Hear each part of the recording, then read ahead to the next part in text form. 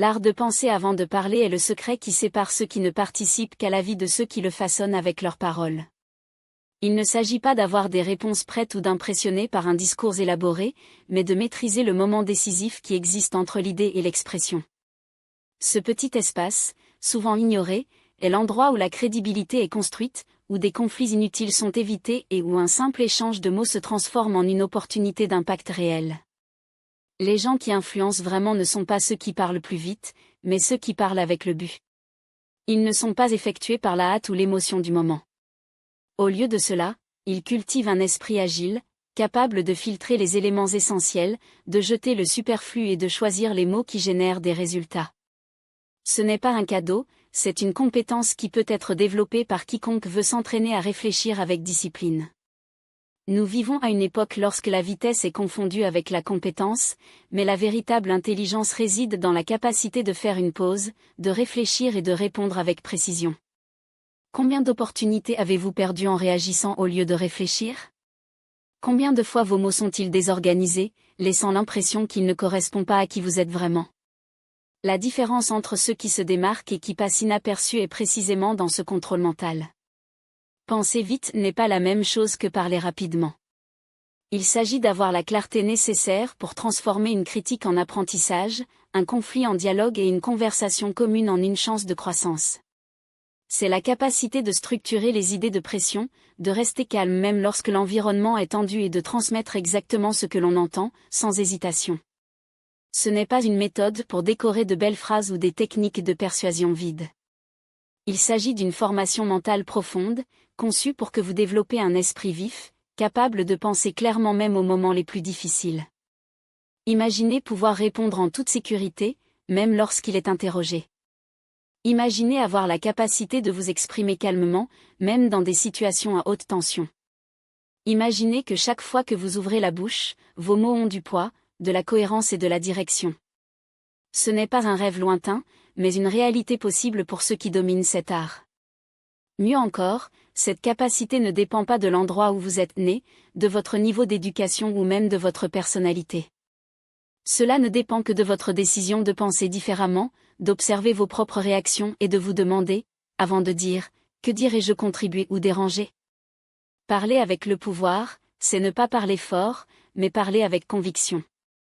Ce n'est pas d'imposer des idées, mais de communiquer avec clarté et but. Et cela n'est possible que lorsque vous vous entraînez à agir comme un filtre, pas comme un répéteur d'impulsion. Chaque mot que vous prononcez est une graine, et lorsque vous dominez la pensée agile, ces graines deviennent des fruits, respect, confiance, opportunité et influence. Si vous avez déjà pensé que vos mots ne reflètent pas votre véritable potentiel, si vous avez regretté ce que vous avez dit dans une conversation ou si vous pouvez voir que vous pourriez vous exprimer plus en toute sécurité, c'est votre moment. Il ne s'agit pas toujours d'avoir la réponse parfaite, mais de développer la capacité de penser rapidement et avec précision, même lorsque le temps est court. Dans les prochains chapitres, vous découvrirez des outils pratiques pour cultiver le silence mental, gérer votre attention et structurer vos idées clairement et directement. Explorons comment réagir à des situations difficiles avec l'élégance, comment transformer les réactions en réponses conscientes et comment faire de chaque dialogue une opportunité de connexion et d'influence. L'esprit humain est rapide, mais sans direction, cette vitesse devient chaotique. Penser rapidement, c'est ne pas agir sans réfléchir, c'est d'avoir le contrôle de choisir vos mots intelligemment, même lorsque les autres sont sur l'impulsion. C'est la différence entre qui parle uniquement et qui communique vraiment. Entre qui réagit et qui répond. Entre ceux qui passent inaperçus et qui quittent marque. Aujourd'hui est le jour où vous décidez d'arrêter de parler par réflexion et de commencer à parler avec intention. Aujourd'hui est le jour où vous prenez le contrôle de ce moment crucial entre la pensée et le mot. Ce n'est pas seulement la théorie, c'est une formation que vous allez prendre à chaque conversation à l'avenir. Un esprit qui pense avant de parler. C'est un esprit qui ouvre des portes, établit des relations et dirige clairement. Et cet esprit peut être le vôtre. Mais avant de suivre, pensez, êtes-vous prêt à transformer non seulement la façon dont vous parlez, mais comment vous êtes perçu? Le voyage commence maintenant. Ce que vous choisissez de dire n'est pas une simple chance, c'est une décision qui naît dans cet intervalle presque invisible entre le stimulus et la réponse. Cet espace, ignoré par la majorité, est le véritable champ de bataille du communicateur exceptionnel. Là, dans une deuxième fraction, vous pouvez ériger une réponse brillante ou la laisser échapper à une réaction stupide. Vous pouvez choisir des mots qui s'unissent ou ceux qui blessent. Vous pouvez parler avec un but ou pressé. Il ne s'agit pas d'étirer artificiellement ce moment, mais de l'habiter lucide. Pour former votre esprit à reconnaître que, entre ce que vous entendez et ce que vous dites, il y a un choix, et dans ce choix réside votre pouvoir. Nous pensons que le discours est automatique, que les idées poussent simplement et sortent de la bouche. Erreur. Il y a toujours un filtre, même s'il est inconscient. Et le secret est de rendre ce filtre conscient, net, stratégique. Lorsque vous apprenez à identifier cet espace, vous gagnez une réelle maîtrise sur vos mots. Il n'est plus en otage d'impulsion ou d'anxiété. Vous devenez le propriétaire de ce que vous exprimez. Imaginez une situation tendue, quelqu'un le critique, le défie ou le provoque. La réponse automatique, celle qui ignore cet intervalle, est souvent défensive, agressive ou même destructrice. Mais si vous entraînez votre esprit pour occuper cet espace, même un instant votre réponse se transforme. Au lieu de réagir, vous affirmez votre clarté. Au lieu d'attaquer, il démontre l'intelligence émotionnelle. Au lieu de se perdre, il se construit. Cet intervalle entre la pensée et le mot est comme un pont. Lorsqu'il est bien construit, vous le traversez en toute sécurité, sans risque de tomber dans l'abîme de la réaction. Mais si vous l'ignorez ou le négligez, cela devient un piège, et vous tombez en vide, mal pensé, ce qui blesse ou qui n'aurait pas dû être dit. Ce qui est pire, c'est que nous ne réalisons souvent que des dégâts lorsqu'il est tard. Par conséquent, développer la capacité de reconnaître et de profiter de ce moment est fondamental. Il ne s'agit pas de compter jusqu'à 5 avant de parler. Il s'agit de rendre votre esprit si agile et précis que ce micro-espace deviendra une pause chargée d'intention. C'est l'art de penser avec la vitesse et de parler avec conscience. Qui a un impact sur leurs paroles ne sont pas ceux qui improvisent sans filtre. Ce sont ceux qui ont formé cet espace interne pour jeter ce qui n'ajoute pas, pour transformer l'émotion en sagesse, pour convertir le chaos mental en un message clair. Vous n'avez pas besoin d'être un conférencier né pour parler avec le pouvoir. Vous devez être présent. Et la présence est construite dans ce silence stratégique, où vous choisissez quels mots façonneront votre réalité. Parce que chaque mot qui sort de votre bouche a un effet, et cet effet peut être intentionnel ou décontracté. Penser avant de parler, c'est s'assurer que le résultat est exactement ce que vous vouliez. Beaucoup ne réalisent même pas que cet espace existe. Ils parlent ce qu'ils pensent sans contrôle, sans direction. Et puis ils regrettent, ils paient le prix des mots lancés dans le vent. Mais vous pouvez être différent. Il peut commencer à voir ce moment. Vous pouvez entraîner votre esprit à l'observer, à y entrer avec force et clarté. Vous pouvez développer la capacité de faire une pause sans sembler faible, de répondre sans réagir, de parler sans agression. Ce n'est pas réprimant, c'est pour mûrir. C'est une intelligence pratique, car il ne s'agit pas de silencieux ce qui doit être dit, mais d'exprimer le droit au bon moment, avec les mots qu'ils construisent au lieu de détruire. N'oubliez pas, chaque fois que vous ouvrez la bouche, entre ce que vous pensez et ce que vous dites, il y a une opportunité. Une chance d'influencer, d'élever le dialogue, de laisser une marque. Cette opportunité est toujours là, mais seuls ceux qui le voient peuvent en profiter. Seuls ceux qui forment la pause mentale, aussi minime. Seuls ceux qui cultivent l'attention à être vraiment présents. Et ça commence maintenant. Cela commence par un engagement à ne pas parler pour parler, sans répondre à l'impulsion, ne pas laisser votre esprit voler les mots sans but. Il commence par la décision de posséder son espace interne, de devenir un communicateur conscient, d'utiliser sa voix avec pouvoir, précision et objectif. Cet intervalle entre la pensée et la parole est le cœur de tout ce que vous maîtriserez. Au fur et à mesure que vous avancez, vous verrez que chaque outil que vous apprendrez existe pour renforcer ce moment, non pour le rendre plus long mais plus profond. Pas pour le libérer, mais pour le rendre plus agile, car la vraie agilité n'est pas à grande vitesse, elle est en précision. Et la précision naît du silence, de cet espace où vous respirez, réfléchissez, choisissez, alors, parlez. C'est la différence entre ceux qui communiquent à la surface et communiquent avec un esprit formé. Vous êtes ici pour devenir le second. Et cela commence lorsque vous honorez cet espace, car c'est là que tout en vient. Chapitre 2, Silence interne, votre plus grand allié à penser clairement. Le silence n'est pas l'absence de son. C'est la présence d'attention. C'est un état où il n'y a pas de bruit mental, où il n'y a pas de jugement immédiat ou de besoin compulsif de répondre. Dans cet espace, l'esprit ne fonctionne pas, observe-t-elle. Cela ne décolle pas, elle respire. Et c'est exactement là, dans ce silence intérieur, que la clarté commence à se former. Parce que vous ne pouvez pas communiquer ce que vous ne pouvez pas voir.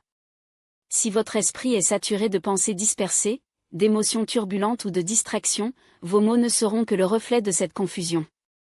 Mais lorsque vous entraînez le silence en vous, les idées émergent du calme, de la structure, d'une source plus propre et consciente.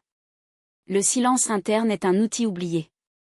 Il est toujours disponible, mais nous ne l'utilisons pas parce que nous vivons dans une culture qui glorifie la vitesse, la réaction instantanée, la réponse immédiate. Nous avons appris à remplir chaque vide de mots, comme si le silence était un signe de faiblesse. Mais c'est une idée fausse dangereuse. Qui ferme avec présence, avec intention, avec le contrôle, c'est qui domine vraiment la conversation. Parce que le silence n'est pas de la passivité, il est contenu de puissance. C'est l'organisation de l'énergie mentale, l'évaluation, se dirige vers une idée plus claire et plus puissante. Pour penser clairement avant de parler, vous devez créer cet espace intérieur. Un endroit où les mots ne sortent pas par réflexion, mais par choix. Où vous ne réagissez pas à ce que vous entendez, mais intégrez, comprend, filtrez, alors seulement, transformez une réponse alignée à qui vous êtes. Lorsque vous cultivez le silence interne, vous gagnez le privilège d'écouter sans planifier votre réplique. Il est autorisé à observer non seulement ce que l'autre dit, mais aussi ce que vous ressentez. Cette double perception, externe et interne, vous donne un avantage stratégique. Maintenant, vous n'êtes plus attaché à une réaction émotionnelle. Vous avez une perspective. Il a des options. Il a l'intelligence. Le silence interne n'est pas une théorie, c'est pratique. Un esprit de bruit saturé ne choisit pas clairement, il se laisse traîner à travers la première impulsion qui survient. Et la première impulsion n'est pas toujours la meilleure version de ce que vous avez à dire. Parfois, c'est une défense automatique. Parfois une phrase décorée, répétée sans conscience. Parfois, une émotion qui n'a pas encore été digérée, mais insiste pour se manifester comme si elle était déjà prête. Le silence interne est le filtre qui purifie ces réponses mécaniques. C'est l'espace où vous vous déconnectez du pilote automatique et vous reconnectez avec ce que vous voulez vraiment exprimer. Ce n'est pas une pause vide, mais une pause stratégique, la différence subtile entre ceux qui ne parlent que et ceux qui communiquent avec un but.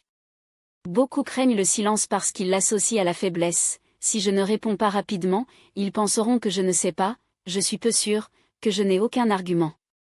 Mais la vérité est que les esprits les plus forts ne craignent pas la rupture, ils le dominent. Dans des conversations complexes, un deuxième silence peut être le diviseur entre une réplique émotionnelle et une réponse consciente. Et lorsque vous dominez cette pause, elle n'est pas perçue comme une hésitation, mais comme un contrôle. Comme pensées organisées. En présence. Pour ceux qui sont en paix seuls soutiennent le silence sans avoir besoin de le remplir de mots vides.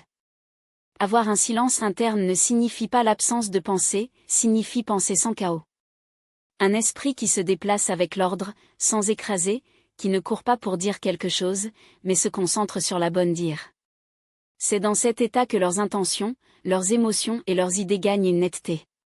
Et cette clarté se traduit par une communication plus précise, plus impactante et plus authentique. Pour développer ce silence, vous avez besoin d'une formation. De vrais moments de pause le jour. Habitué à observer les pensées sans s'y accrocher, sans les juger ou les repousser. Il suffit de regarder votre passage, comme des nuages dans le ciel, ils viennent, flottent, se dissipent. Ceci est réalisé avec des pratiques d'attention complète, des respirations conscientes ou simplement en réservant quelques minutes par jour pour ne pas. Ada en plus d'écouter son propre silence. Au début, cela peut sembler inconfortable, comme si vous perdiez du temps. Mais au fil du temps, il découvrira que c'est dans ce vide apparent que sa plus grande source de clarté est cachée. Le silence interne n'est pas un ennemi de l'action, c'est votre allié. Ce n'est pas une faiblesse, c'est la discipline. Parce que tais-toi quand je pouvais parler, Observer quand je pouvais juger, réfléchir quand il pourrait réagir, ce n'est pas de la passivité, c'est une force mentale. C'est la maturité. C'est un domaine sur vous-même. Et c'est cette force qui devient un réel pouvoir lors de l'exprimation. Lorsque vous cultivez le silence en vous, vous choisissez le plus de critères de vos mots. Et lorsque vous choisissez mieux vos mots, vos conversations gagnent en altitude. Son impact se développe. Votre message devient plus clair, plus frappant, plus vrai. La prochaine fois que vous ressentirez l'envie de répondre sur place, rappelez-vous, si ce qui va dire n'est pas né de clarté, attendez. Respirez. Silence. Regardez à l'intérieur. Parce que c'est dans l'intervalle, lorsque vous choisissez de ne pas encore parler, que votre meilleure réponse est forgée. Une réponse qui ne réagit pas mais dirige. Cela ne se décharge pas mais se construit. Cela ne cherche pas à gagner, mais à comprendre. C'est la différence entre ceux qui ne donnent que des sons et communiquent avec la conscience. Et cette différence est construite en silence. Chapitre 3, écoutez lent à répondre avec précision. L'écoute n'est pas seulement écouter ce que dit l'autre. L'écoute est une discipline. Un acte de respect, de connexion, surtout, de pouvoir. La plupart des gens n'écoutent pas comprendre, écoutez la réponse. Alors que l'autre parle, votre esprit archive déjà un contre-argument, une objection ou une justification. Il est plus préoccupé par ce qui dira que ce que vous obtenez. Et cette habitude est l'une des principales racines des malentendus, des conflits inutiles et des dialogues qui tournent en cercle sans venir nulle part. L'écoute lentement n'est pas synonyme de passivité. Il s'agit d'une stratégie consciente pour gagner en clarté, extraire des informations précieuses et n'agir avec précision. Ceux qui écoutent attentivement ont un avantage indéniable, vous savez quoi dire, quand dire et comment dire que chaque mot a du poids. L'écoute lente est une formation pour rompre avec l'urgence d'avoir toujours une réponse à la pointe de la langue. Il s'agit de comprendre que la pause, le silence et l'observation profonde permettent au message de l'autre, non seulement les mots, mais l'intention derrière eux. Parce que, souvent, ce que quelqu'un dit n'est pas exactement ce qu'il veut communiquer. Il y a des couches cachées, la peur déguisée en ironie, attente voilée par des hésitations, des émotions qui débordent dans les silences ou les contradictions subtiles. Seulement peut-être que l'écoute réalise ces nuances. En entraînant l'écoute lente, vous capturerez non seulement le contenu des phrases, mais le ton, l'énergie, les pauses et les noms doctes. Apprenez à lire entre les lignes, et cette capacité vous donne une clarté que la plupart n'auront jamais. Répondre avec précision n'est pas deviner ni d'improvisation. C'est soigneusement pour traiter ce qui a été reçu, à partir de là, construire une réponse qui a du sens, pertinent, direct, sans excès ni vaguedion. Cette précision n'est possible que lorsque vous n'êtes pas précipité, lorsque vous n'êtes pas en mode automatique, lorsque vous n'essayez pas de gagner la conversation. Répondre avec précision est un acte d'intelligence pratique, mais aussi d'humilité, parce qu'il suppose qu'avant de parler, vous avez entendu profondément, compris en essence et choisi vos paroles avec intention. La plupart parlent par réflexion. Vous parlerez pour conviction. Écouter lentement signifie écouter sans juger. Alors que l'autre parle, notre esprit évalue souvent, c'est faux. C'est une exagération. Cela n'a aucun sens. Cette interférence mentale bloque une véritable compréhension. Si vous voulez communiquer avec l'intelligence, vous devez d'abord vider votre esprit lorsque vous écoutez, être présent, recevoir sans filtrer, alors, structurer une réponse alignée sur ce qui compte vraiment. Cette pratique améliore non seulement votre communication, elle renforce vos relations. Quand quelqu'un se sent vraiment entendu, ses défenses tombent. Il ouvre confiance. Et c'est sur ce terrain fertile que les conversations les plus difficiles deviennent plus efficaces, même sous pression. Un autre pilier à écoute lente consiste à résister à la tentation d'interrompre. Cela peut sembler basique, mais la plupart des gens interrompent sans s'en rendre compte, corriger, aider à terminer une idée ou simplement parce qu'ils ne supportent pas le silence. Chaque INT. L'éruption, cependant, brise le flux de l'autre, limite leur espace, ce qui est pire, vous prive de la possibilité de mieux comprendre. Apprendre à rester silencieux jusqu'à ce que l'autre soit terminé, même lorsque vous pensez déjà que vous comprenez, c'est un puissant exercice d'auto-témoignage. C'est un signe que votre esprit est formé pour hiérarchiser la compréhension de la hâte. Et c'est déjà une victoire. Essayez d'impressionner, mais de transmettre. Et cette différence est perçue dans l'air. Les mots deviennent plus légers, plus directs, car ils ne portent pas le poids de l'insécurité ou l'urgence de prouver quelque chose. Ils sont simplement, et donc ils ont de la force. Imaginez deux personnes discutant d'un projet. Un discours pour imposer sa vision, couper l'autre, élever la voix, répéter des arguments comme s'il s'agissait de vérités absolues. L'autre, au lieu de réagir, s'arrête, respire et dit « Je comprends votre point. Je m'inquiète que si nous allons de cette façon, nous perdons X. Que pensez-vous de l'ajustement de Y à l'équilibre ? Il n'y a pas d'attaque. Il n'y a pas de défense. Il y a une intention claire, résoudre, de ne pas gagner. C'est le pouvoir de parler depuis l'essence, pas de l'armure. Lorsque vous supprimez les couches de l'ego, vos mots gagnent un bruit pointu. L'autre n'a pas besoin de déchiffrer les secondes intentions, car il n'y a pas de hulure de motif. Il n'y a que ce qui doit être dit, sur le ton qui doit être dit, au bon moment. Et voici le paradoxe, moins vous devez être entendu, plus les gens veulent vous entendre. Parce que la vraie communication ne consiste pas à prendre de la place, mais à créer de l'espace, pour plus de clarté, pour une solution, pour la connexion. Lorsque vous parlez de l'intention au silence entre vos mots, fonctionnez en votre faveur. Ils ne sont pas vides, ce sont des respirations qui permettent à l'autre de traiter, de réfléchir, de sentir qu'elle est vue, pas seulement écoutée. Mais méfiez-vous, cela ne signifie pas être passif ou éviter les conflits. Au contraire. Parlez puisque l'intention nécessite du courage. Il faut dire « non » si nécessaire, exposant fermement les désaccords, défendant les frontières sans culpabilité. La différence est que vous faites cela sans avoir à réduire l'autre pour vous sentir plus grand. Votre sécurité vient de l'intérieur, pas de la soumission des autres. Pratiquez cela aujourd'hui, avant d'ouvrir la bouche, demandez-vous « qu'est-ce que je veux vraiment réaliser avec ces mots ?» Si la réponse « prouve que j'ai raison », défendez-vous, ou « montrez que je sais plus », une pause. Respirez. Reformule. Parce que la communication qui se transforme n'est pas née de la nécessité d'être au-dessus, mais le désir d'être ensemble, soit construire, clarifier ou, lorsque je dois être en désaccord avec respect. Et quand vous faites une erreur, parce que vous allez mal tourner, ne vous jugez pas, notez simplement « oh, là, l'ego m'a dit ». Notez la norme. La prochaine fois, vous serez plus conscient de choisir différent. Parce que la maîtrise de l'art de parler, puisque l'intention ne concerne pas la perfection, il s'agit de présence. Il s'agit d'être si lié à son but que ses paroles deviennent ses extensions naturelles, sans forcer, sans faire semblant, sans crainte. C'est le genre de communication qui inspire la confiance, qui résout les conflits avant l'escalade, ce qui transforme les réunions en dialogue et en monologue en conversation. Non pas parce que vous avez les réponses, mais parce que vous choisissez les mots qui servent ce qui compte vraiment. Et c'est, plus que n'importe quelle technique, ce qui fait de vous un communicateur dont les gens se souviennent, non pas pour ce qu'il a dit, mais de ce qu'il a déclenché. Lorsque vous agissez comme ça, vous ne jouez pas, c'est l'être. Il n'essaie pas de convaincre, c'est le partage.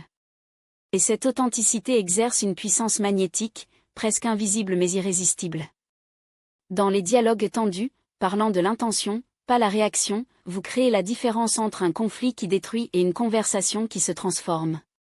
Parce que lorsque l'autre se rend compte qu'il n'est pas attaqué, mais invité à comprendre une véritable vérité, ses défenses tombent. Les murs s'ouvrent. Et puis quelque chose de rare se produit, deux égos cessent de se battre pour voir qui gagne, et deux esprits viennent chercher un terrain ordinaire ensemble. Ce sol est fertile pour des accords durables, pour apprendre qu'ils marquent, pour les avancées qui comptent réellement. Non pas que tout soit résolu par la magie, la vie ne fonctionne pas comme ça. Mais vous communiquerez intelligemment, pas avec des impulsions. Et c'est déjà une victoire. Parler de l'intention nécessite également un exercice interne, revisiter vos propres émotions. Combien de fois pensons-nous que nous agissons de bonne foi, quand nous parlons réellement ? Échantillonnage, frustration ou besoin de contrôle ? L'intention n'est pas seulement ce que vous dites, mais comment elle dit. Votre ton, votre regard, votre posture, tous révèlent ce qui est derrière les mots. Si vous voulez parler avec une intention propre, nettoyez d'abord votre esprit. Respirez. Demandez-vous, qu'est-ce que je vais dire vient d'un ego blessé ou d'une clarté consciente? Si cela vient de l'ego, attendez. Si cela vient de la conscience, disons, fermement, mais sans agressivité, avec présence, mais sans arrogance. Commencez à observer vos conversations passées. Identifiez, lorsque vous avez parlé de l'intention et de ce que vous avez parlé de l'ego. La différence dans les résultats sera claire.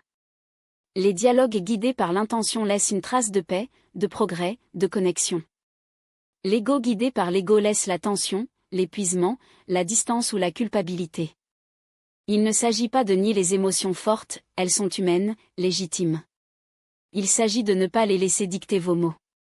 Vous pouvez vous sentir en colère sans parler de haine. Vous pouvez ressentir de la frustration sans attaquer. Vous pouvez avoir peur sans fermer. C'est ce que l'intention permet, canaliser les émotions sans être dominé par eux. Et comme tout ce qui en vaut la peine, cela est formé. Ce n'est pas un cadeau, c'est une pratique consciente. Avant une conversation importante, pause. Passez en revue votre esprit. Demandez, qu'est-ce que je veux vraiment que cette personne comprenne? Quel résultat dois-je générer?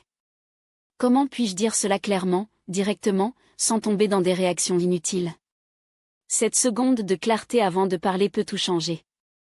Vous n'avez pas besoin de discours parfait ou d'un masque de qui ne l'est pas.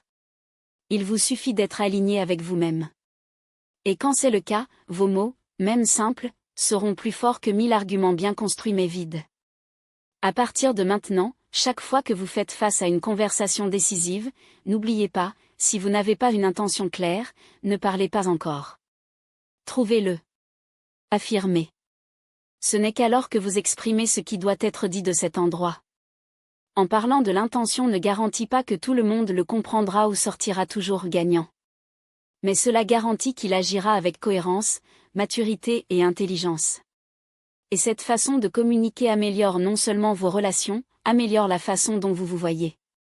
Parce que lorsque vous parlez de votre intention, vous vous sentez plus entier. Plus fort. Plus en paix.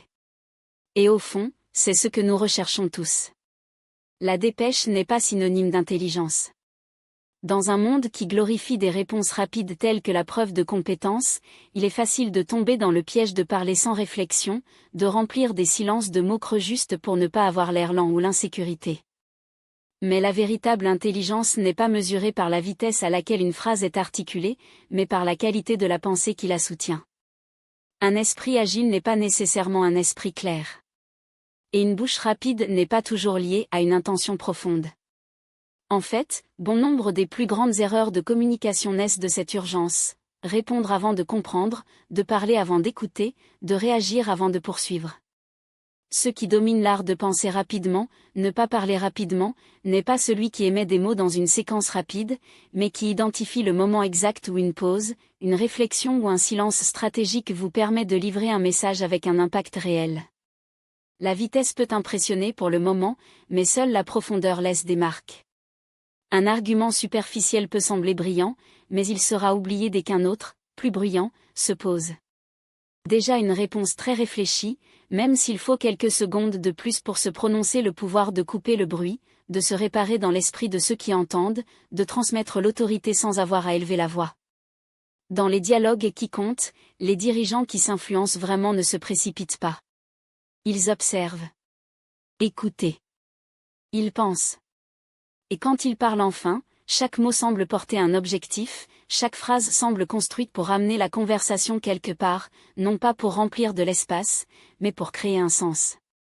Ils ne craignent pas le silence, car ils savent que le silence communique également. Et que la maîtrise du rythme d'une conversation est, en soi, une forme de pouvoir. Apprendre à ralentir, c'est ne pas perdre de temps, il obtient une stratégie.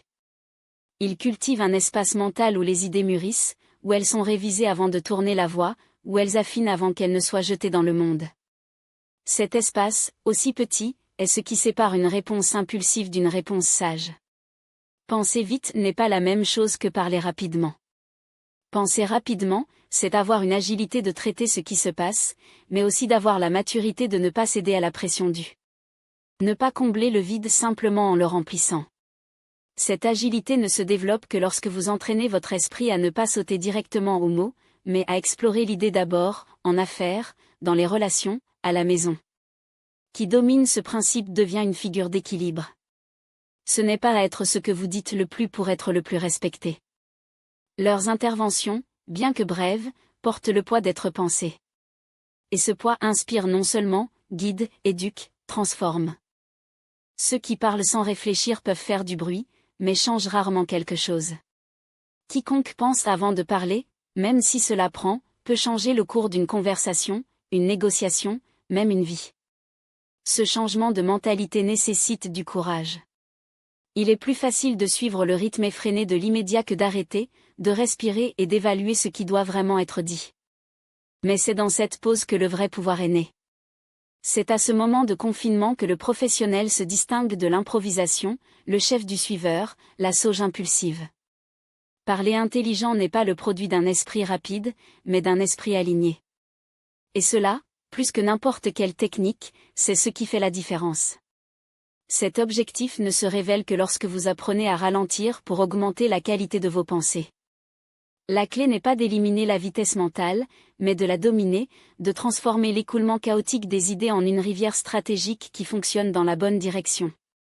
Toutes les pensées ne méritent pas de transformer un mot, et tous les mots ne doivent pas être dits au moment où il survient. La véritable intelligence communicative est reconnue pour la capacité de filtrer, que dire, comment dire, et surtout, quand dire. Et c'est là que réside le plus grand poids. Un mot à l'extérieur peut démolir ce qu'une bonne intention a essayé de construire. Un mot mesuré au moment exact peut guérir, ouvrir des portes, dissoudre les conflits.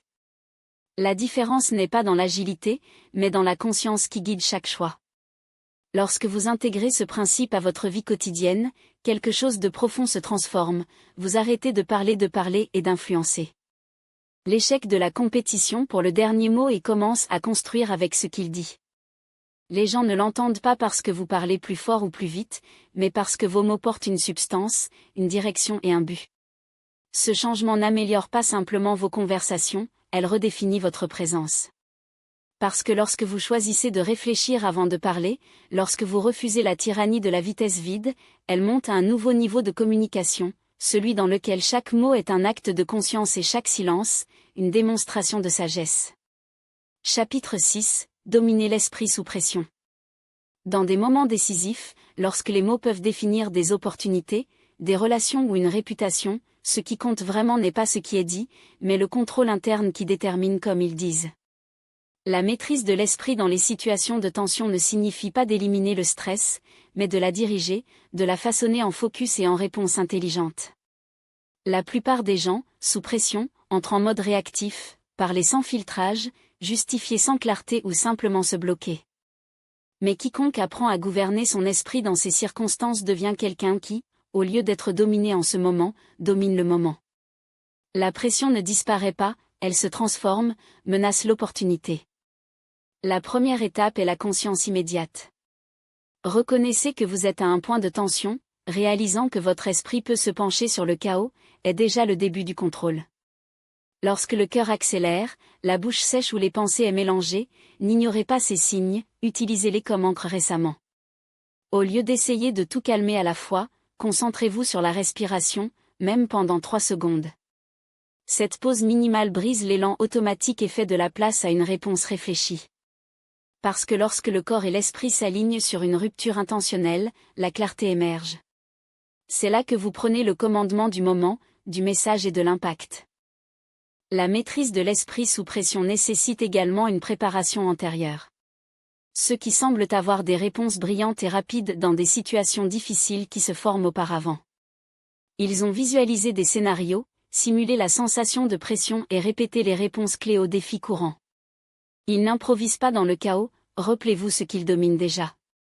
Par conséquent, chaque jour est une chance de pratiquer ce domaine mental.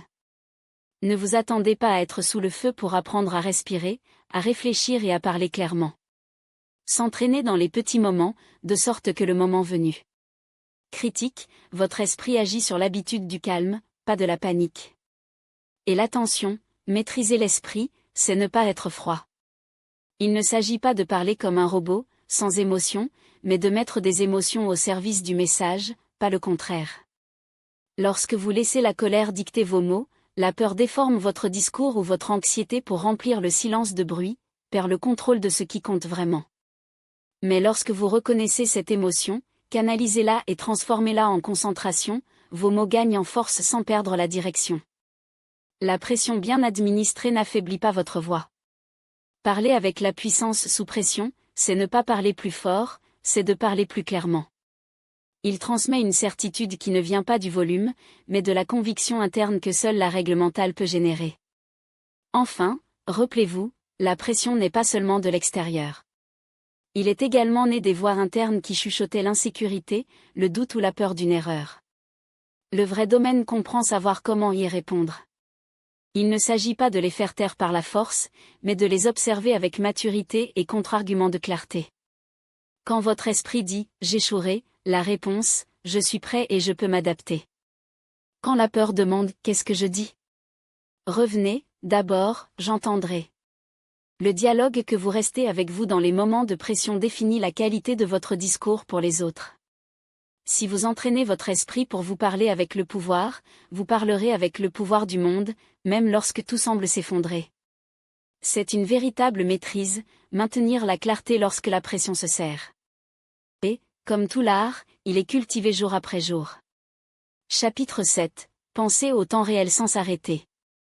Penser en temps réel sans blocage est une compétence qui révolutionne votre capacité à communiquer avec fluidité, précision et autorité. Il ne s'agit pas de préparer toutes les réponses, mais de faire confiance à votre capacité à créer des idées pour le moment, d'improviser régulièrement et de répondre sans crainte d'erreur pour paralyser votre esprit. Beaucoup sont incapables de parler naturellement parce qu'ils attendent la phrase parfaite avant d'ouvrir la bouche, mais cette recherche d'une perfection précoce est un piège qui les maintient silencieux. La pensée agile ne veut pas la perfection, il vise à progresser. C'est comme marcher comme le chemin est construit. Plus vous entraînez cette agilité mentale, plus il devient organique de votre expression, même face à l'incertitude. L'une des clés pour penser en temps réel est d'accepter que vous n'avez pas à tout savoir pour parler intelligemment. Votre pouvoir consiste à observer, à connecter des idées et à communiquer ce que vous savez en toute sécurité, sans inventer ce que vous ne savez pas. Cela signifie parler de ce qui est vrai pour vous à ce moment-là, même si ce n'est qu'une partie de la réponse. Si quelqu'un vous pose une question et que vous n'avez pas la réponse complète, commencez par ce que vous dominez et construisez à partir de là. Des phrases comme « d'après ce que j'ai observé »,« une perspective que je considérais » ou « d'après mon expérience ». Donnez une structure pour se déplacer sans verrouillage. Penser lors de la parole n'est pas un risque lorsqu'il est fait avec honnêteté, clarté et intention de contribuer.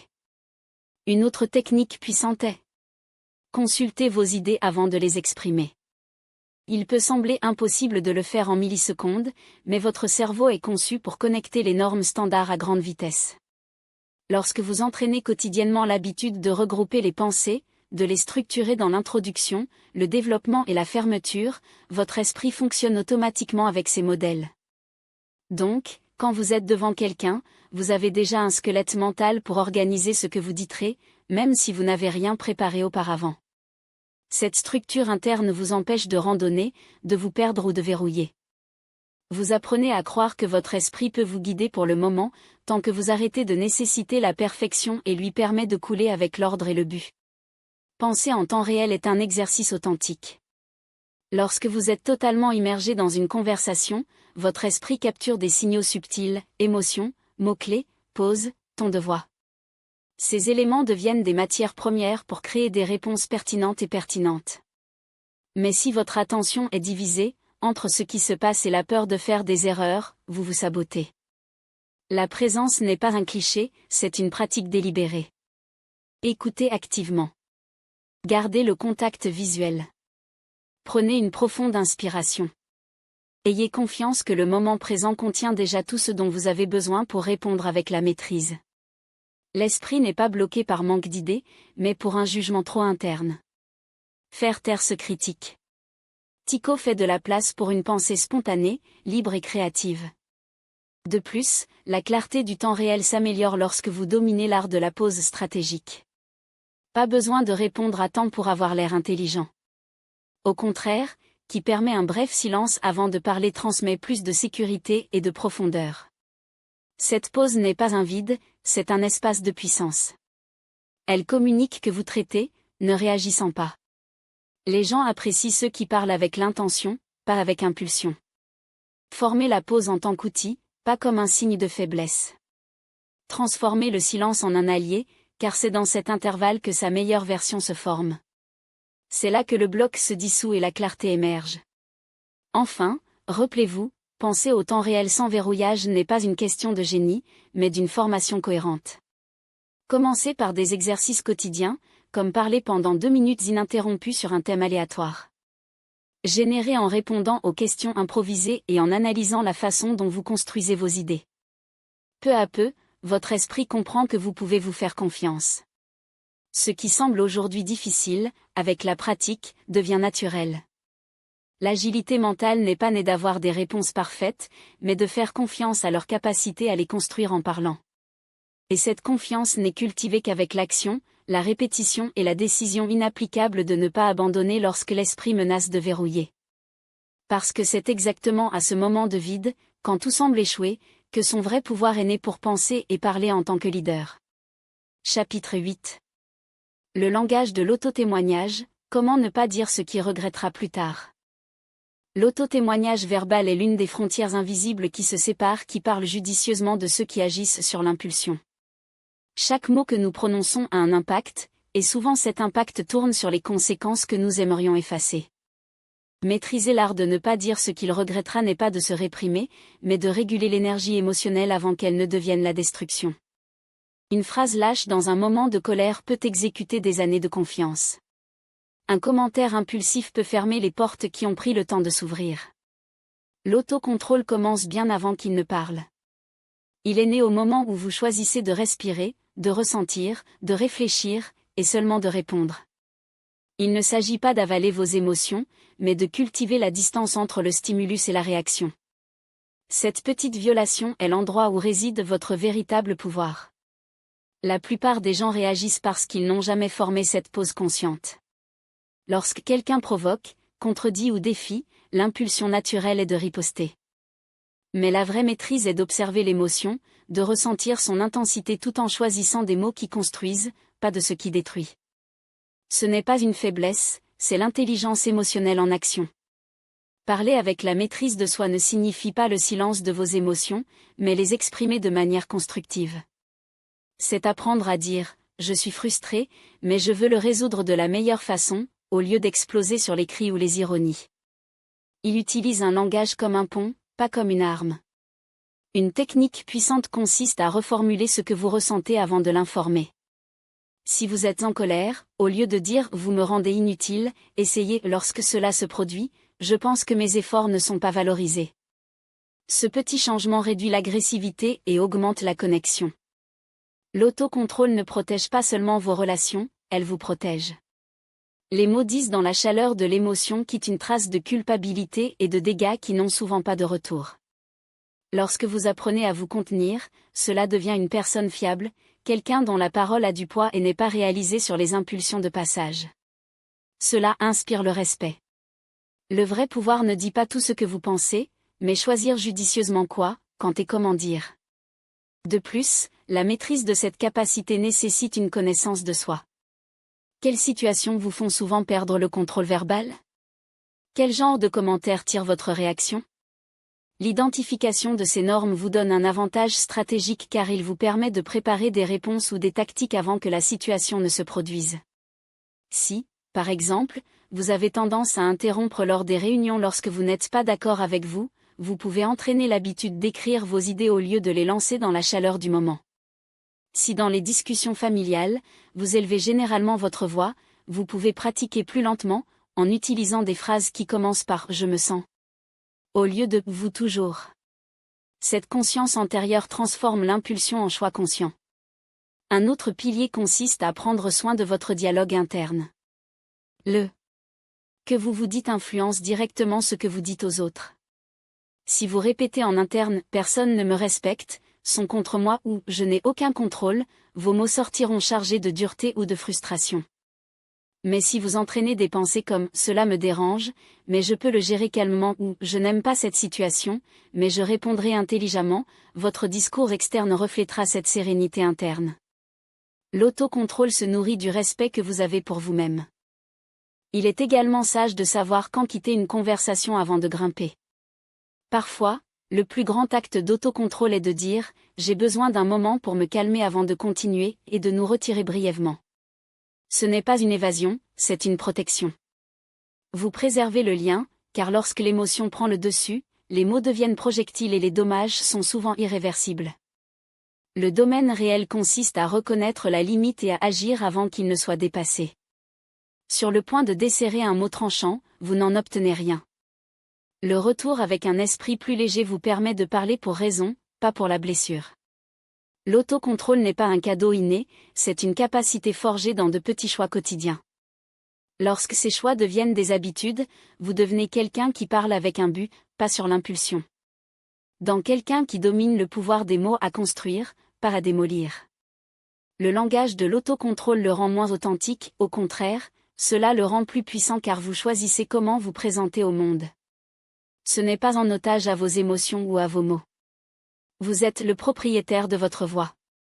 Et quand vous savez quand vous taire, quand parler et comment convertir l'émotion en un message utile, votre parole devient un outil de leadership. Parler avec l'auto-témoignage non seulement le soulève également qu'il écoute. Parce que votre exemple enseigne qu'il est possible de dire la vérité sans faire de mal, en désaccord sans détruire et corriger sans humilier.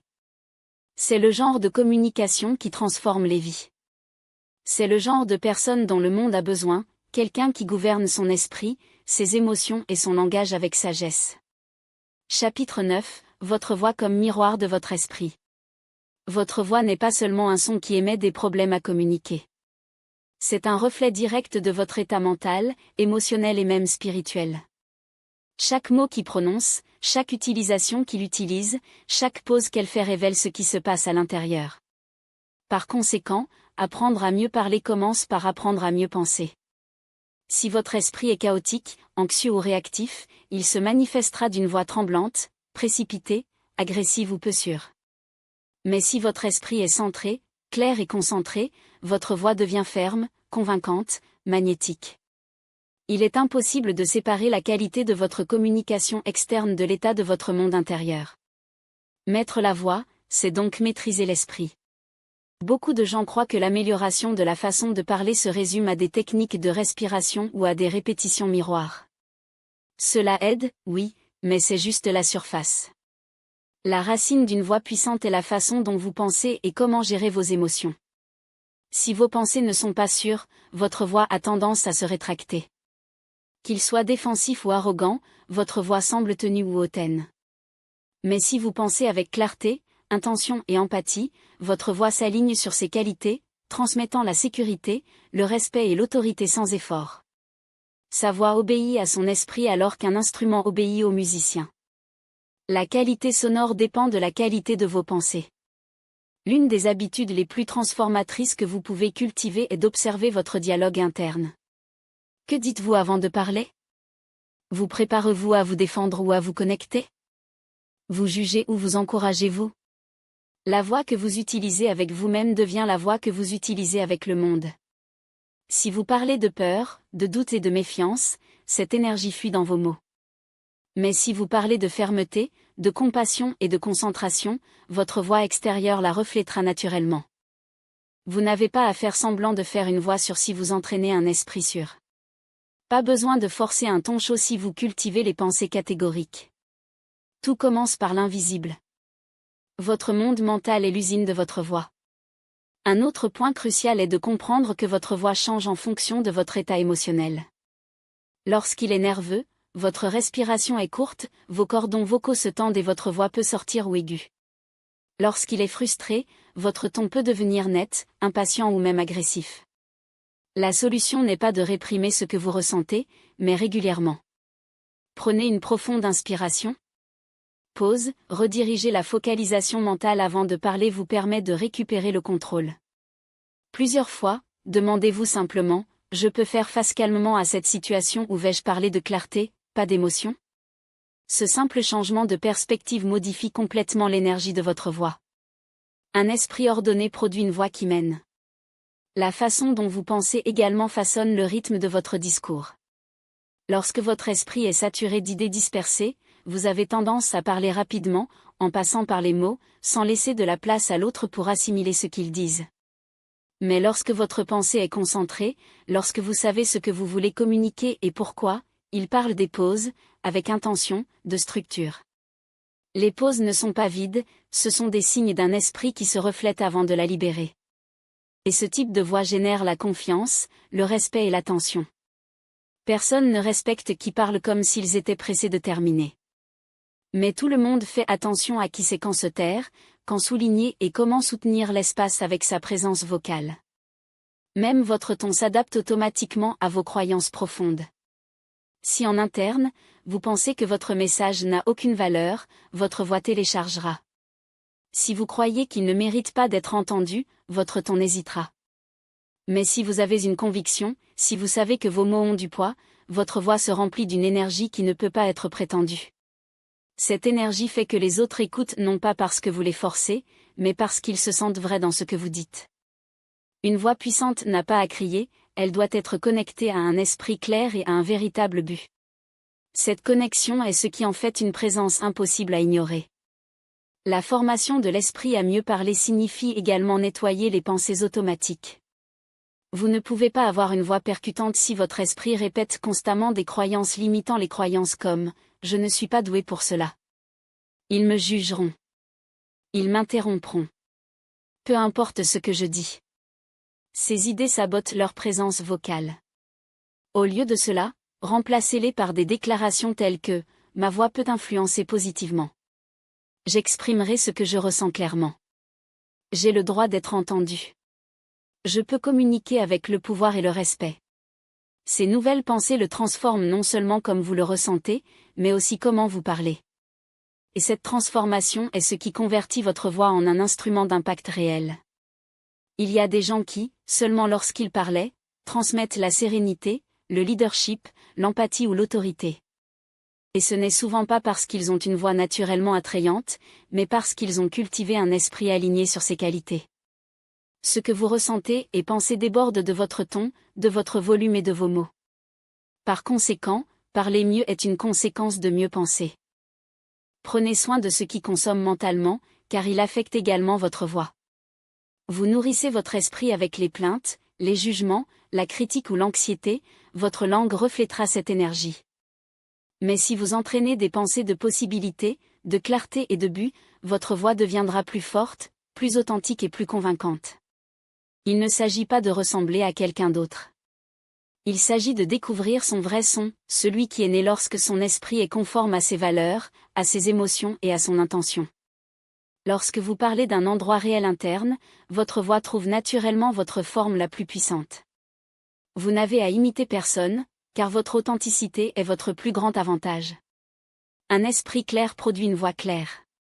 Un esprit chaotique génère une voix confuse. C'est aussi simple que ça. Par conséquent, travailler votre voix sans d'abord travailler votre esprit, c'est comme régler un instrument sans savoir quelle chanson on veut jouer. L'esprit commande, la voix fonctionne. La puissance de votre message ne commence pas lorsque vous ouvrez la bouche, elle commence bien avant, ce que vous choisissez de penser. Si vous voulez une voix qui inspire, connectez et laissez des marques, entraînez votre esprit à penser clairement, avec un but et une maîtrise émotionnelle. C'est la vraie préparation. Toute technique vocale perd de la force si vos mots n'ont pas de racines dans une pensée solide. Mais quand l'esprit et la voix sont en phase, vous devenez quelqu'un qui non seulement parle bien, mais se transforme avec ce que vous dites. Votre voix est votre esprit amplifié.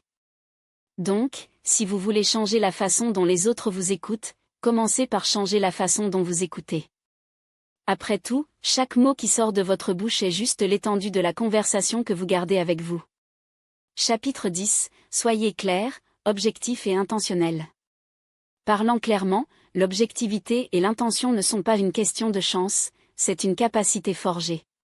Beaucoup croient que sembler intelligent ou persuasif, ils ont besoin de parler davantage, d'utiliser des mots éloignés ou de remplir chaque silence d'explications inutiles. Mais la vérité est différente, plus vous êtes directement, simple et concentré sur votre discours, plus votre pouvoir est grand. Ceux qui pensent avant de parler, ceux qui éliminent le bruit inutile et vont directement au point, conquérir instantanément la confiance. Parce que Clarity démontre que vous savez ce que vous voulez dire. L'objectivité montre le respect pour le temps des autres. Et l'intention révèle que vos mots ont une valeur définitive. Cette combinaison transforme tout dialogue en un outil d'impact. Vous n'avez pas besoin d'être celui qui parle le plus, mais qui dit le mieux. La clarté naît de la précision. Parler clairement nécessite d'organiser la réflexion avant d'ouvrir la bouche.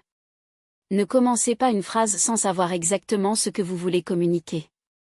Au lieu de dire « c'était un peu compliqué », dit « il y a eu un désalignement dans les objectifs ». Modifiez les rodéos et les hypothèses pour les instructions concrètes et directes.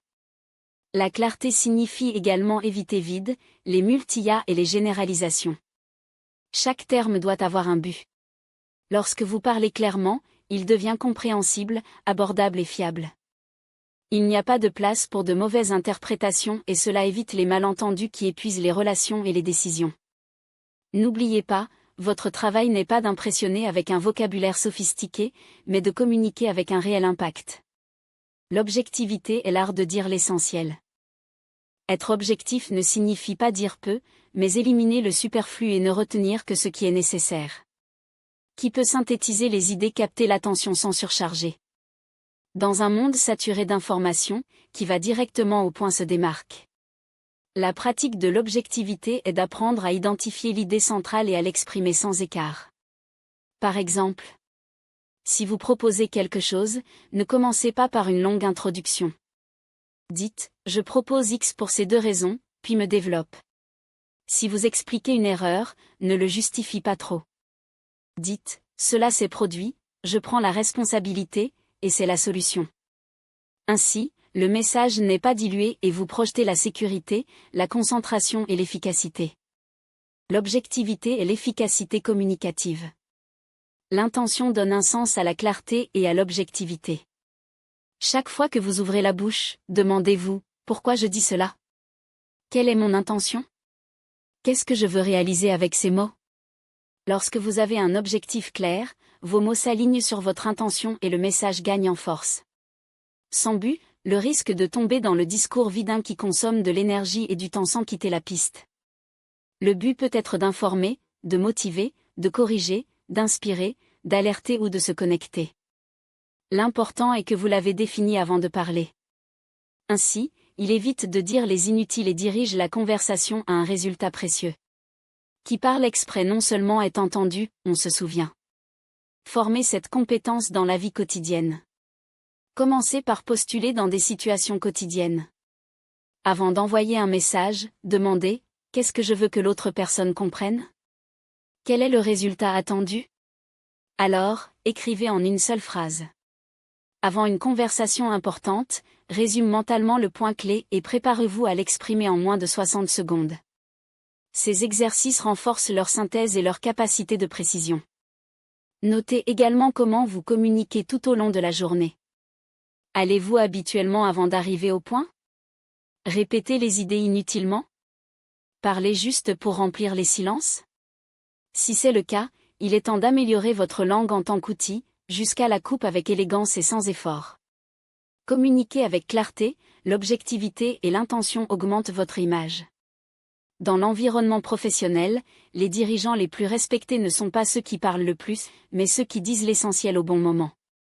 Dans les relations personnelles, qui expriment leurs idées sans drame, confusion ou excès génèrent de la stabilité et de l'harmonie. Personne ne veut vivre avec qui il parle sans s'arrêter ou n'atteint jamais le point. Déjà ceux qui communiquent avec exactitude inspirent l'admiration, car il est clair qu'il a cultivé la pensée avant de le transformer en mots. Cela projette l'intelligence, la maturité et l'autorité naturelle. De plus, cette façon de s'exprimer réduit les conflits. De nombreuses discussions sont nées du manque de clarté initiale. Lorsque quelqu'un est ambigu, envoie des messages contradictoires ou s'étend sans définir ce qu'il veut, crée des malentendus. Déjà une communication claire, objective et intentionnelle laisse peu de place à la confusion. On dit « Je ne suis pas d'accord avec cela et je propose cette alternative, est affirmé. Il est dit, merci, mais je préfère ne pas participer. R est ferme et respectueux. La clarté n'est pas impolie. L'objectivité n'est pas froide. L'intentionnalité n'est pas une manipulation. Au contraire, c'est l'expression maximale d'un esprit formé, qui sait quand, comment et pourquoi parler. Enfin, dominez cette capacité avec une pratique constante. Chaque conversation est une opportunité d'amélioration. Chaque fois que vous choisissez des mots plus précis, des phrases plus simples et des messages plus intentionnels, il est en train de régler votre capacité à influencer et à se connecter. Soyez conscient de vos mots car un sculpteur est de vos outils. Vous n'avez pas à décorer le discours afin qu'il ait la valeur, vous devez le couper jusqu'à ce qu'il devienne inoubliable. Ceux qui apprennent à communiquer de cette manière deviennent une personne puissante, capable de transformer des environnements, d'inspirer les décisions et de faire une différence avec quelques mots, mais bien. Ce pouvoir n'est pas un privilège de quelques-uns, il est à la portée de ceux qui décident de parler clairement, concise et un but inébranlable. Chapitre 11. Comment penser intelligemment au milieu du dialogue ? Penser intelligemment pendant une conversation n'est pas seulement une compétence précieuse, c'est une nécessité dans un monde où la qualité de nos dialogues définit les portes qui nous s'ouvrent.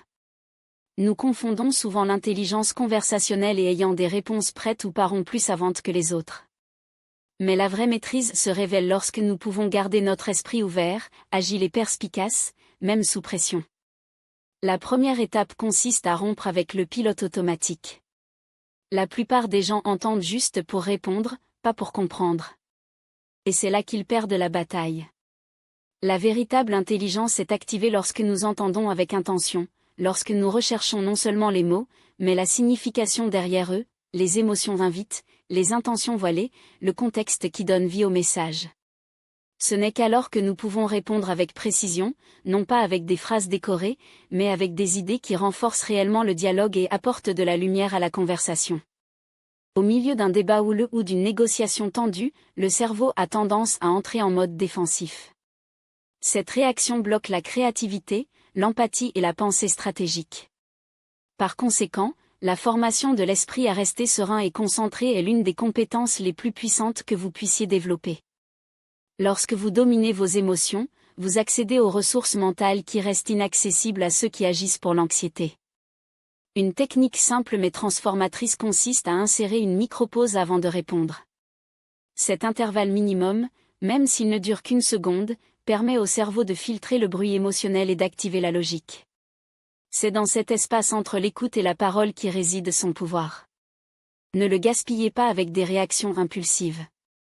Utilisez-le pour choisir la réponse qui soulève la conversation, pas seulement pour le garder.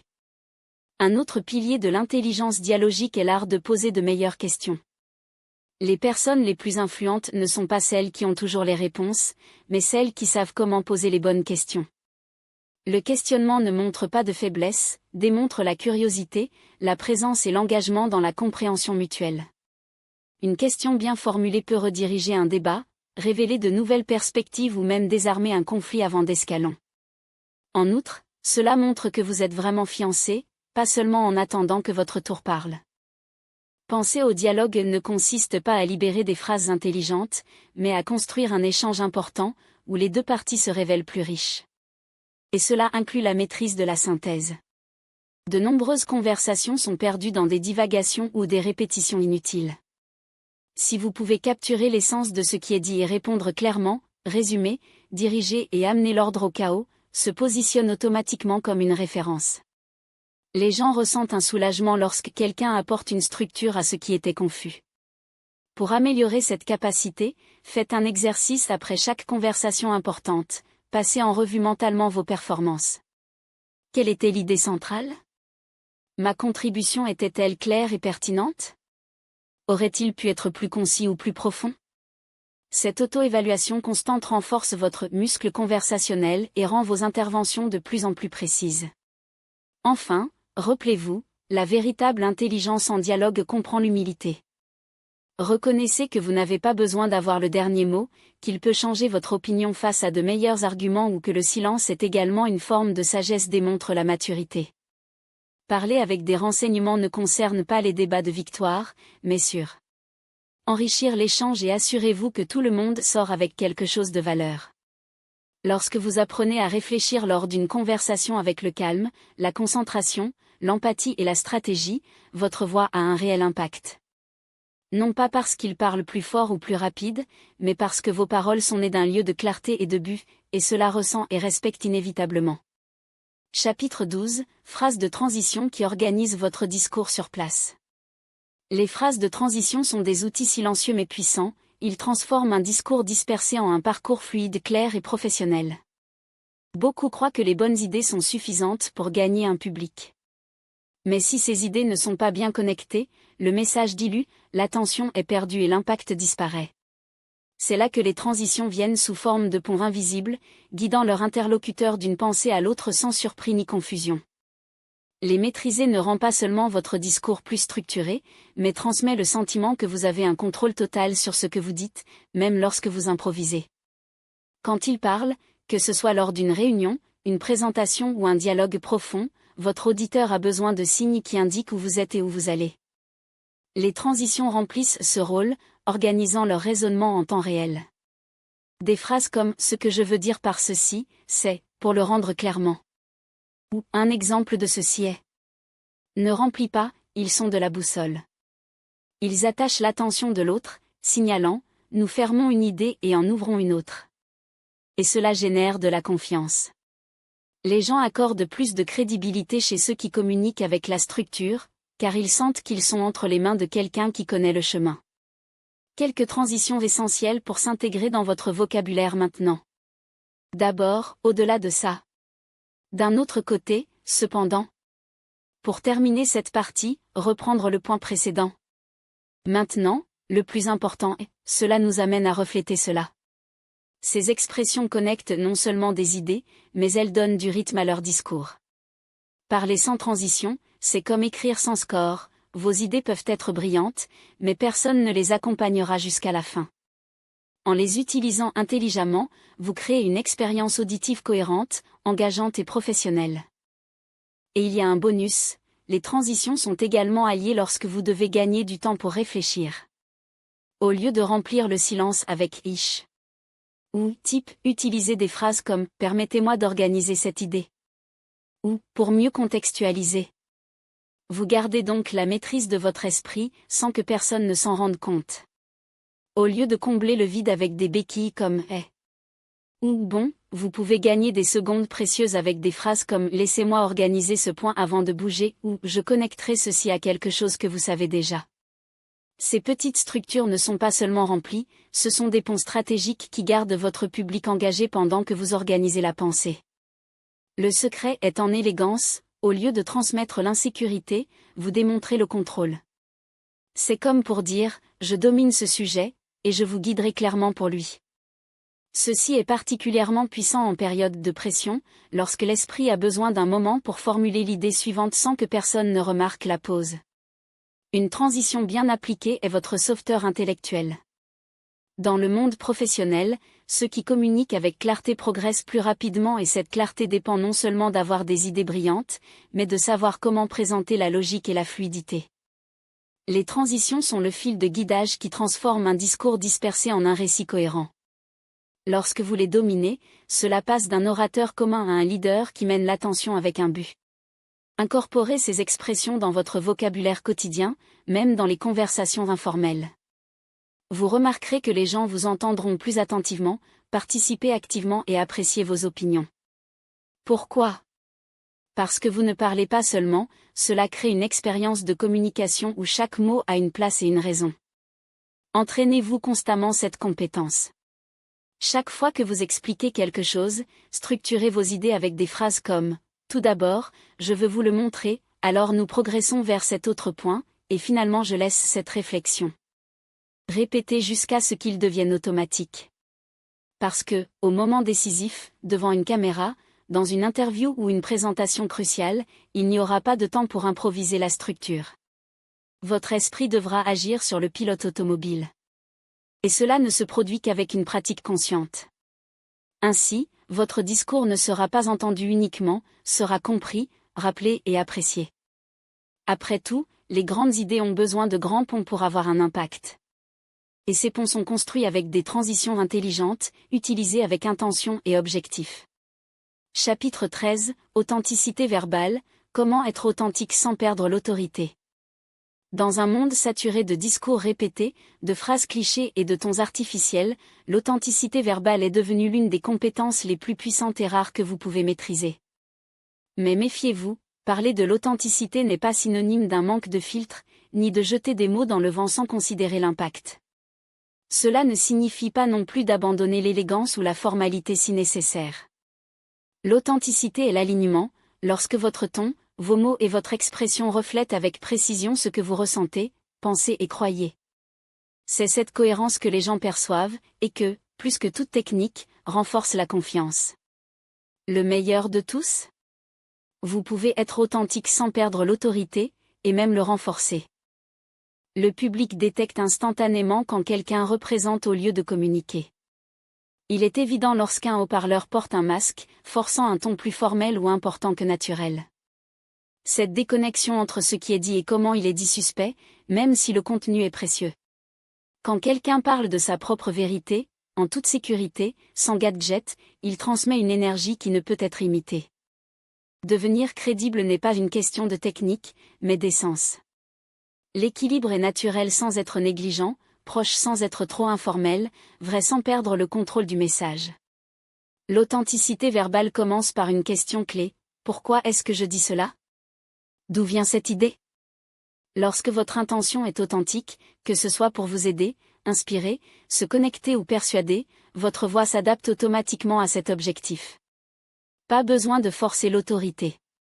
Si votre intention est solide, l'autorité émerge.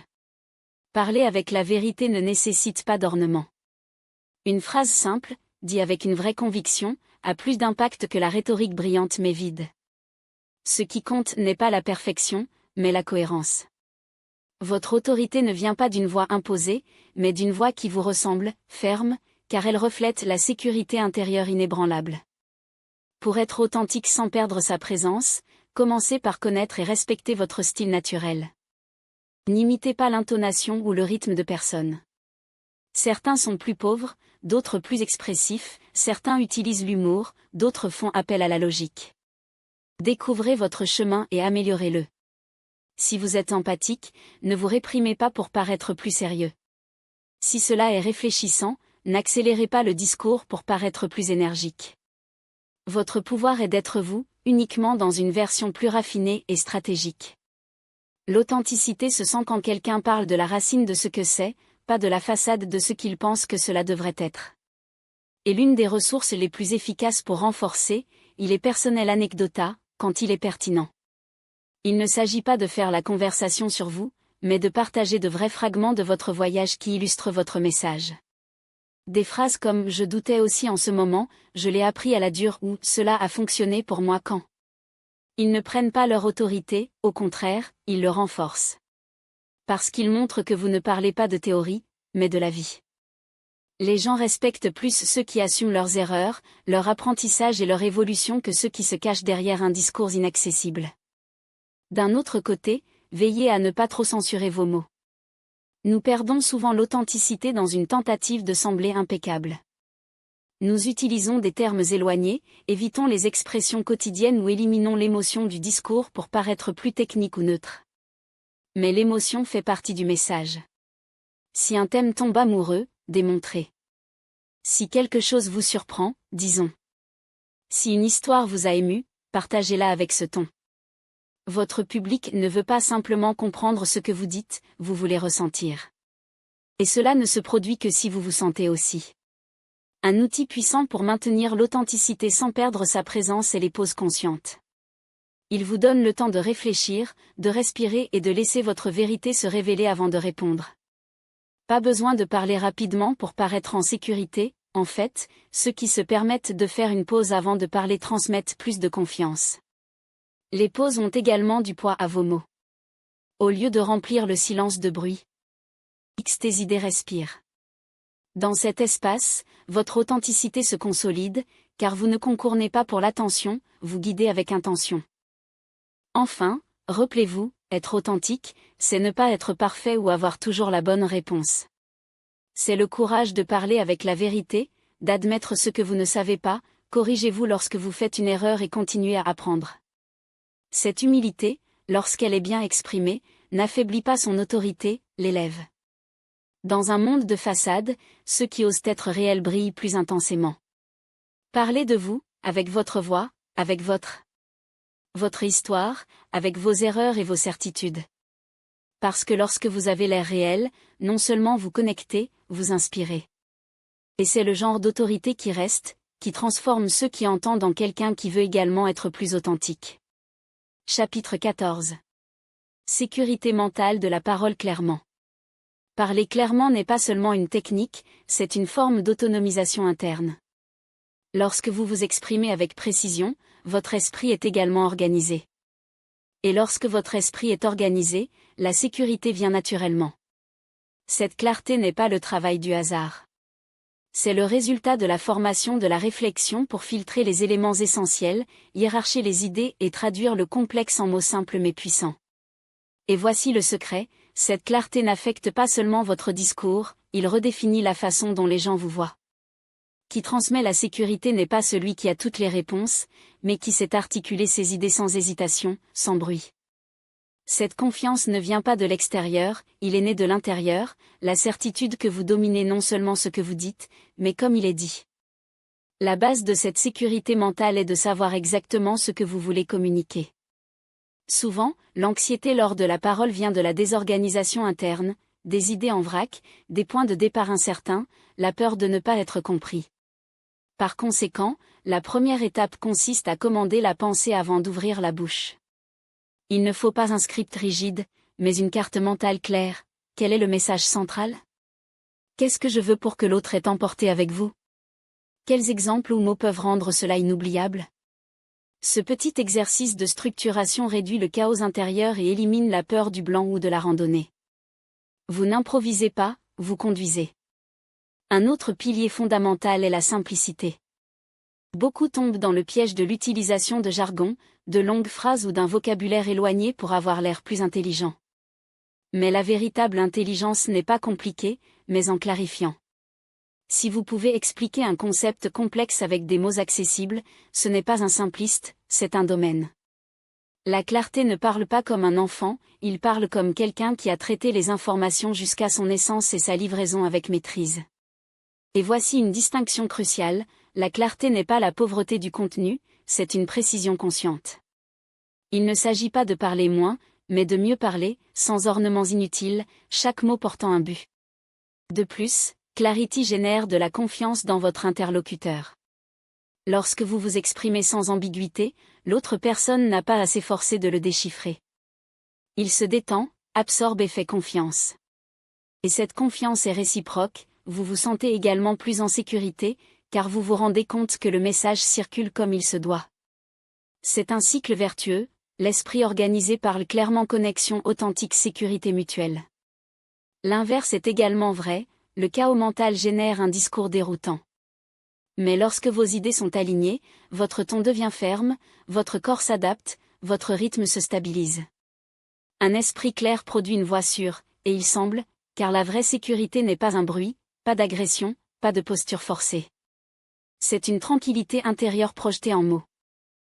Pour développer cette sécurité, une stratégie puissante consiste à adopter des structures mentales lors de la parole.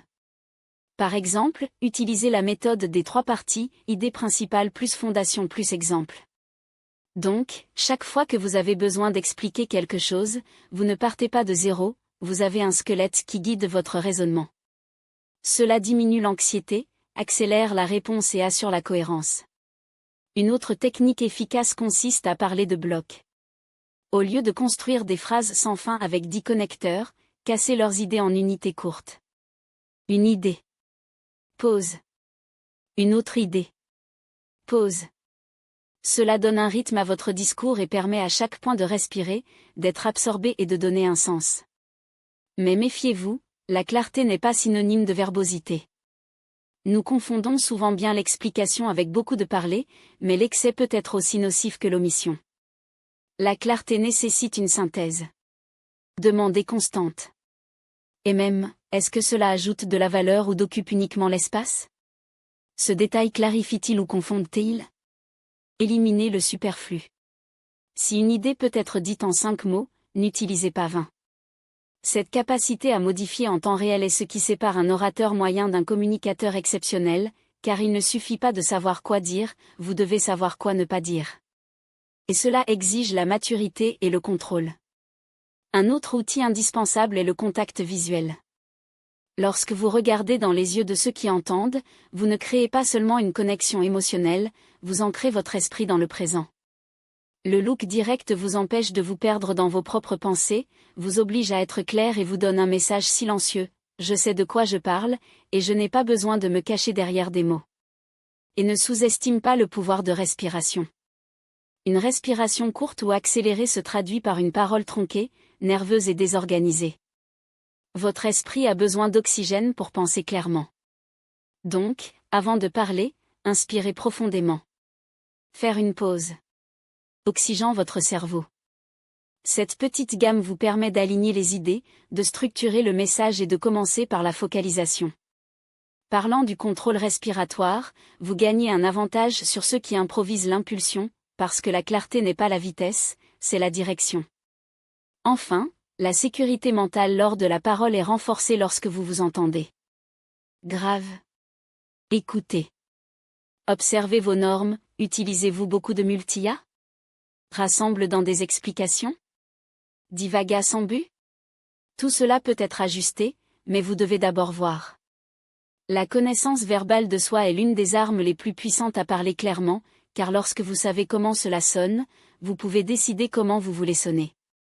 Ajuste le rythme, le ton, les ruptures, la structure. Et donc, étape par étape, il transforme non seulement votre communication, mais votre propre pensée. Parler clairement n'est pas un cadeau réservé à quelques-uns, c'est une compétence qui est construite. Et en le développant, vous améliorez non seulement votre façon de vous exprimer, vous élevez votre façon de penser. La clarté, au fond, est un acte de respect. Respectez pour vous-même, car vous honorez vos idées en les exprimant avec précision. Et le respect de l'autre parce que cela lui permet de vous comprendre sans effort. La clarté n'est pas seulement technique, c'est un pouvoir silencieux. C'est la marque de ceux qui ont un contrôle interne, car ceux qui pensent avec ordre, parlent avec l'autorité. Et qui parlent avec l'autorité, se transforment. Chaque connexion humaine est construite sur la qualité des réponses que nous donnons. Quand quelqu'un vous pose une question, en particulier ceux qui ont du poids, ce qu'ils recherchent n'est pas seulement des informations, mais quelque chose de beaucoup plus profond, la clarté qui calme, la confiance qui guide ou même la validation que vous n'êtes pas seul. Par conséquent, une réponse vraiment percutante commence avant même d'ouvrir la bouche. Cela commence dans le silence attentif. Ne répondez pas pour la réflexion. Écoutez au-delà des mots. Faites attention non seulement à ce qui est dit, mais comment est-il dit, y a-t-il une hésitation dans la voix? Anxiété entre les pauses? Une véritable curiosité ou une peur déguisée? Chaque nuance émotionnelle est une carte qui révèle ce que l'autre a vraiment besoin d'entendre. Ce n'est qu'alors, après avoir déchiffré cette langue invisible, vous organisez non seulement vos mots, mais votre intention. Demandez-vous, qu'est-ce que je veux générer avec cette réponse? Vous voulez allumer une étincelle de motivation? Calmer une tempête interne? Défier une croyance limitante? Effacer un chemin déroutant? Il ne s'agit pas d'être agréable, mais d'être précis. Une réponse sans direction est comme un bateau à dérive, il peut même bouger, mais il n'est nulle part. Déjà une réponse avec un but, même court, même si elle dure, est enregistrée. Et voici la structure qui persuade. Les réponses qu'il marque ne sont pas les plus longues, mais celles qui suivent une logique irrésistible. Un modèle simple mais dévastateur est 1. Valide, je comprends pourquoi cela vous dérange. Se connecte. 2. Affirmer, la vérité est que. Ancre l'idée. 3. Illustre, imaginer en tant que jardinier que. Rend tangible. 4. Fermer avec l'impact, parce que profondément, ce n'est pas X, mais Y. Provoque la réflexion. Lorsque vous dominez cette séquence, tout sujet gagne en profondeur. Une analogie bien choisie, par exemple, est comme un pont entre le résumé et le béton. Ne dites pas « nous avons besoin de patience dans les affaires ». Dites « l'entrepreneuriat, c'est comme planter un chêne. Dans les premières années, vous ne voyez que la terre. Mais c'est en dessous de la surface que les racines, invisibles mais puissantes, se préparent à soutenir quelque chose de grand. » Cette réponse STA n'est pas seulement compris, c'est ressenti. Et ce que vous ressentez, n'oubliez pas. Mais méfiez-vous, le silence est votre allié. Ne soyez pas pressé de combler le vide après avoir parlé. Laissez votre dernière phrase respirer. Une pause stratégique donne à l'autre le temps d'absorber ce que vous avez dit, et pour que vos mots résonnent au-delà du moment. Les gens ne se souviennent pas seulement de ce que vous avez dit, mais ce que vous ressentez lorsque vous entendez. Une réponse livrée calmement, la présence et le respect pèsent plus qu'un monologue hâtif. Et surtout, soyez authentique. Une réponse répétée, même si techniquement parfaite, semble creux. Déjà une simple vérité, parler avec la voix de sa propre expérience, traverse les barrières. Vous pouvez dire quelque chose comme « je suis toujours debout dans ce même croisement », jusqu'à ce que vous compreniez que la peur n'est pas un signe à arrêter, mais pour choisir plus courageusement, et si vous venez de votre cœur, il aura plus de pouvoir que n'importe quel discours élaboré. Un autre outil puissant ? Question qui se réveille. Au lieu de fermer avec une conclusion, ouvrez l'esprit de l'autre avec quelque chose comme « et si ce que vous évitez le plus exactement ce que vous devez faire face pour grandir ?» Une telle question n'est pas rhétorique, c'est une invitation à l'action. Lorsque vous impliquez l'autre dans le processus, au lieu de simplement lui parler, votre réponse devient une expérience partagée, pas seulement une opinion lâche. N'oubliez pas, les réponses qui ne sont pas les plus complexes, mais celles qui touchent quelque chose d'essentiel. Parfois, une vérité inconfortable, dit avec empathie, peut redéfinir une vie. Des phrases comme « ce qui est le plus paralysé n'est pas la décision elle-même, mais la personne que vous deviendrez après » ne sont pas seulement intelligentes, ce sont des miroirs. Ils révèlent ce que l'autre sait déjà, mais ils n'avaient pas le courage de nommer. Maîtriser l'art de répondre n'est pas de parler plus ou mieux, mais de voir au-delà de la question. Il s'agit de devenir quelqu'un qui non seulement répond, mais se transforme par des mots. Parce que lorsque vos réponses portent la conscience, la présence et le but, vous n'avez rien à prouver. Votre message est imposé par lui-même, non pas par le volume, mais par la force silencieuse de la vérité. Répondre. Ne réagissez pas. C'est la différence entre qui est pris par le courant et qui dirige le flux. Bien que la plupart agissent sur l'impulsion, vous choisissez chaque mot. Alors que d'autres se perdent dans l'émotion du moment, vous vous positionnez de la clarté. Ce n'est pas une simple habitude de communication. C'est une philosophie de la vie. Un esprit agile n'est pas celui qui répond rapidement, mais celui qui répond bien, qui filtre avant de parler, qui respire avant d'agir, qui voit toute la planche avant de déplacer un morceau. Et lorsque cette agilité devient instinct, chaque conversation devient une opportunité, de se connecter profondément, d'influencer sans forcer, à diriger sans imposer.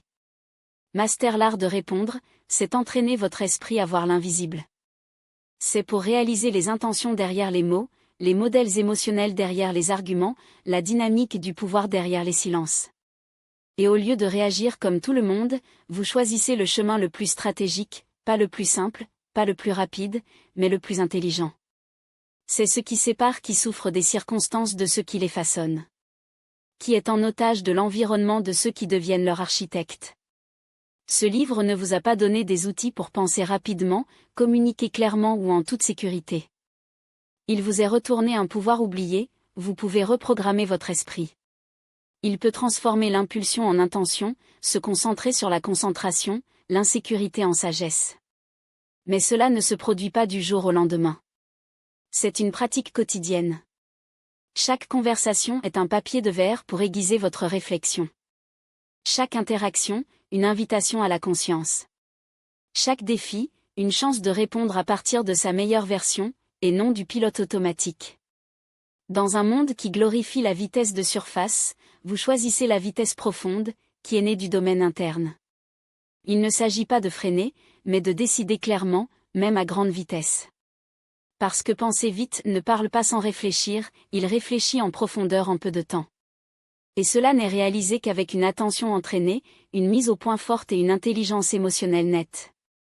Répondre avec le pouvoir ne répond pas dur, mais avec une précision chirurgicale, comme une flèche qui frappe la cible, un mot qui ouvre des portes, un silence qui dit plus de 1000 phrases. Le vrai pouvoir n'est pas de se perdre en soi au milieu du bruit, de garder la voix ferme même lorsque le monde crie. Et c'est comme ça que tu deviens en quête.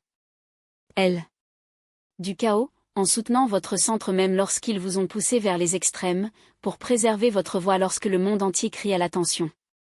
Parce que lorsque vous choisissez de répondre au lieu de réagir, vous choisissez quelque chose de beaucoup plus grand qu'un simple échange de mots, vous choisissez la liberté. Liberté de ne pas être en otage aux émotions des autres. Liberté de ne pas être pressé du moment. Liberté de diriger, non pas par le titre, mais par la présence. Vous n'avez pas à prouver qui c'est quand vous savez déjà de qui c'est. Pas besoin de gagner des discussions lorsqu'il peut gagner du respect. Vous n'avez pas à crier plus fort quand vous pouvez parler plus clairement. Sa puissance n'est pas à la vitesse à laquelle il répond, mais à la profondeur avec laquelle il fait. Faites de cette philosophie votre mode de vie. Remarque avant de parler. Écoutez au-delà de ce qui semble nécessaire. Choisissez des mots qui construisent, ces chemins ouverts, qui augmentent, pas seulement vous, mais pour ceux qui vous entourent. Et lorsque l'urgence de réagir pour frapper à la porte, donnez-vous une seconde de plus.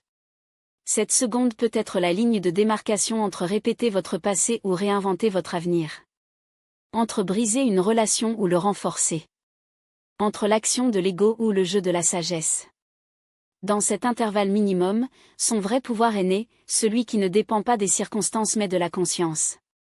Votre esprit peut être votre plus grand allié ou pire sabotre. La différence est de ce que vous laissez aux commandes, la réaction impulsive ou la réponse stratégique. Et si quelque chose est devenu clair après ce voyage de réflexion, vous avez plus de pouvoir que vous ne le pensez. Il ne doit pas être parfait pour parler avec l'autorité, soyez simplement présent. Chaque jour, chaque dialogue, chaque décision est une nouvelle chance d'utiliser votre esprit agile comme superpuissance quotidienne.